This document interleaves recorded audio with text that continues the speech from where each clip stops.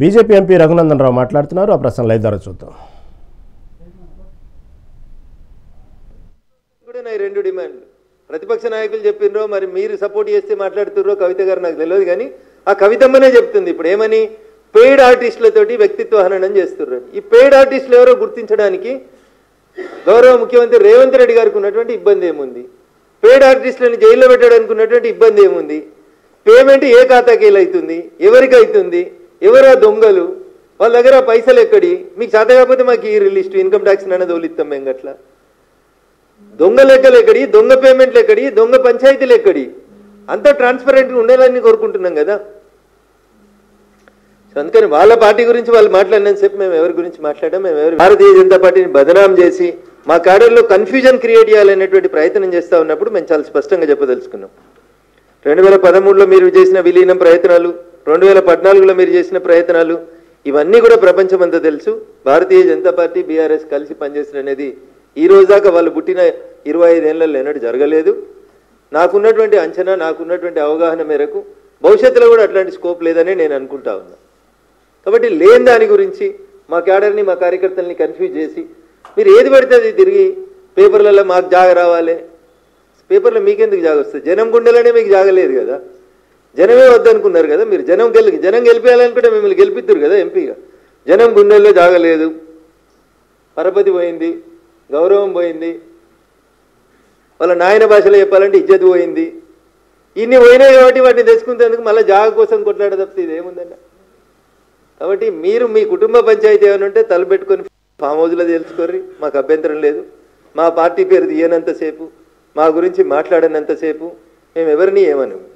భారతీయ జనతా పార్టీని విమర్శించినా, మా నాయకత్వాన్ని విమర్శించినా, మా పార్టీ క్యాడర్లో కన్ఫ్యూజన్ క్రియేట్ చేయాలని ప్రయత్నించినా 100% చాలా స్పష్టంగా భారతీయ జనతా పార్టీ నాయకత్వం తెలంగాణ రాష్ట్రంలో స్పష్టంగా ఉంది, కలిసి ఉన్నది, కలిసి కొట్లాడతాం, అధికారంలోకి రావడానికి కొట్లాడతాం, భవిష్యత్తు మాదనే మా కార్యకర్తలు నమ్ముతున్నారు, ఆ దిశగానే మా అందరు అడుగులు ఉంటాయని చెప్పి ఈ సందర్భంగా చాలా స్పష్టంగా చెప్తూ, పేపర్ల కోసం, పబ్లిసిటీ కోసం, దాంట్లో జాగ కోసం ఇట్లాంటి మాటల్ని, ఇట్లాంటి బురదల్ని ఎవరి మీద జల్లొద్దని మరొకసారి తెలియజేస్తూ సెలవు తీసుకుంటాను.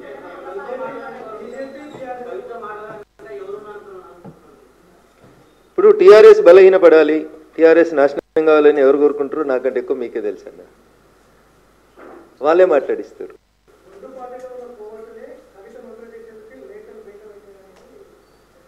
ఇప్పుడు మీ నాన్నకు నువ్వు లెటర్ రాసినావు, తండ్రి కూతుళ్ళ సంబంధం అది, తండ్రి కూతుళ్ళ పంచాయతీ. గతంలో రాసిన లెటర్లు బయటికి రాలేదు. ఇప్పుడు మీ నాన్నగారి పక్కన ఎవరుంటున్నారో నాకంటే ఎక్కువ నీకే తెలుసు. పోయి మీ నాన్నకి చెప్పు, ఇక పలానోడు లీక్ చేసినాడు, వాని పేరు పలానా, వాని బయటికి పంపించని చెప్పు. కోర్టు ఏందని, ఇదేమన్నా నక్సల్ సామ్రాజ్యమా? కోర్టు లేదు. వినడానికి సొంపుగుంటాయని, మాట్లాడితే ఎతి ప్రాసలకు కలిసి వస్తాయని ఇట్లా మాట్లాడితే ఎట్లా? మీ ఇంట్లో కోర్టులు ఉన్నారా? మీ నాన్న పక్కన కోర్టులు ఉన్నారా? ఏం చెప్పదలుచుకున్నావు నువ్వు? మీ నాన్న పక్కన కోర్టులు ఉంటే ఏం చేస్తున్నావు మరి? బిడ్డగా మీ నాన్నని కాపాడుకోవాలి కదా. ఆ కోర్టుల పేర్లు ఏందో మీ నాన్నకి చెప్పి బయటికి పంపించాలి కదా.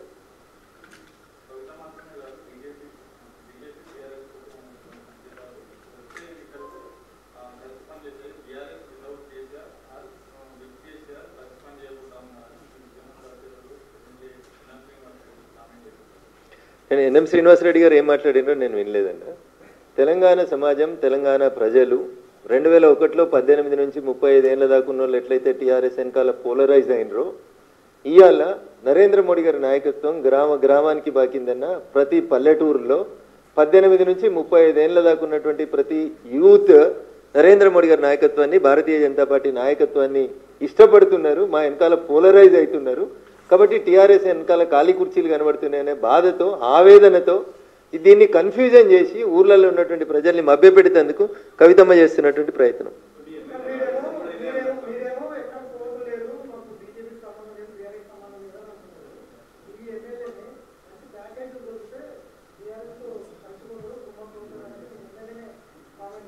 నేను వినలేదన్నా, మా ఎమ్మెల్యేలో ఎవరు మాట్లాడినో వినలేదు. ఒకవేళ ఎవరైనా మాట్లాడితే మా రాష్ట్ర పార్టీ పెద్దలు, అధ్యక్షులు, ఆల్ ఇండియా అధ్యక్షులు ఖచ్చితంగా దానికి సమాధానం చెప్తారు.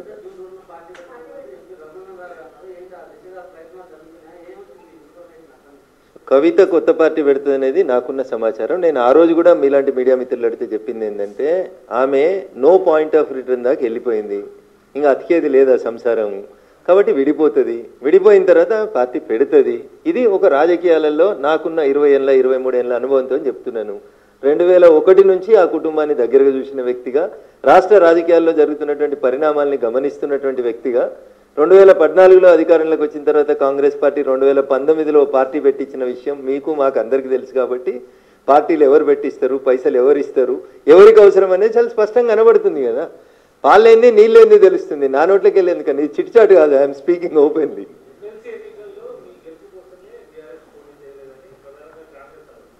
అన్న ఊర్లలో ఒక మోటు సామెత ఉంటుంది, ఆడలేక మధ్యలో ఓడిందని. నీకు క్యాండిడేట్లు లేక, నీకు పెట్టే దమ్ము లేక, పోటీ చేసే ధైర్యం లేక ఇట్లే మాట్లాడుతుంటారన్న. ఎంపీ ఎలక్షన్లలో కూడా పొత్తులు పెట్టుకున్నారు, పరోక్షంగా సహకరించారు. ఇవన్నీ తప్పుడు మాటలు అన్న. ప్రజలని అమాయకులుగా భావించి ఓటేసేటువంటి ప్రజల్ని తక్కువ చేసేటువంటి మాటలు ఎవరు మాట్లాడొద్దన్న. అది చాలా తప్పు, దురదృష్టకరం. అది అన్నిట్లలో పోటీ చేసిరు వాళ్ళు, ఎంపీ ఎలక్షన్లలో అన్నిట్లలో పోటీ చేసిరు. నా మీదనైతే 100 కోట్లు పెట్టిరు, మీకు తెలుసు. ఇక కాంప్రమైజ్ అయిన పాలిటిక్స్ ఏడు ఉన్నాయి అక్కడ?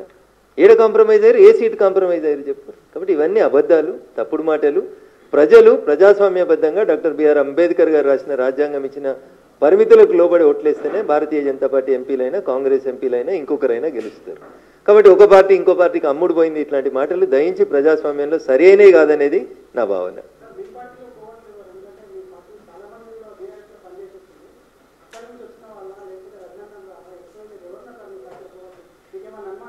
భారతీయ జనతా పార్టీ తన పార్టీలో కోవర్ట్లుంటే గుర్తుపట్టలేనంత అమాయకమైనటువంటి స్థితిలో లేదు. గల్లీ నుంచి ఢిల్లీ దాకా భారతీయ జనతా పార్టీకి నాయకత్వం ఉంది. కేంద్రంలో అధికారంలో ఉన్నాం కాబట్టి ఐబీలు, ఎస్బీలు, ఇంటెలిజెన్స్లు అన్నీ కూడా అట్లాంటి తప్పుడు వ్యక్తులు ఎవరన్నా మా పార్టీలు ఉంటే 100% సమాచారం ఇస్తాయి. సో టీఆర్ఎస్కేలు వచ్చిన వాళ్ళ అని చెప్పి మీరు ఒక వర్గాన్ని ఎత్తి చూపే ప్రయత్నం మీడియా తొందరపడి చేయొద్దని చెప్తా ఉన్నా. కోవర్ట్ పని చేసే వాళ్ళు ఎవరు కూడా బీజేపీలో లేరు, ఉండరు, మనలేరు. వాళ్ళ ఫ్యూచర్ కూడా బీజేపీలో కొనసాగదు.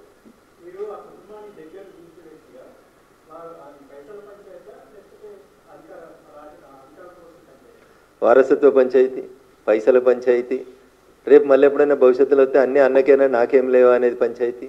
ఈ రాష్ట్రంలో కాదు, పక్క రాష్ట్రంలో కూడా అదే అయింది. ఏమైందో మీకు తెలుసు. నేను I don't want to name anybody. పక్క రాష్ట్రంలో కూడా ఏమైంది? అధికారం కోసం పంచాయతీ, సీట్ల కోసం పంచాయతీ, నోట్ల కోసం పంచాయతీ, ఇంకేముంటుందని అంతకుమించి. అల్టిమేట్గా బాగా పైసలు 10 సంవత్సరాలు అధికారంలో ఉన్నప్పుడు బాగా ముద్దు వచ్చింది, ఆ ముద్దను పంచుకునే కాడ పంచాయతీ వచ్చింది. అంతకుమించి ఏం ఉంటుందన్న. కమ్యూనిస్ట్ ఉద్యమ నాయకుడు అని చెప్పుకునేటువంటి మావో గారు అనుకుంటే ఒక సందర్భంలో చెప్తారు, ఆల్ హ్యూమన్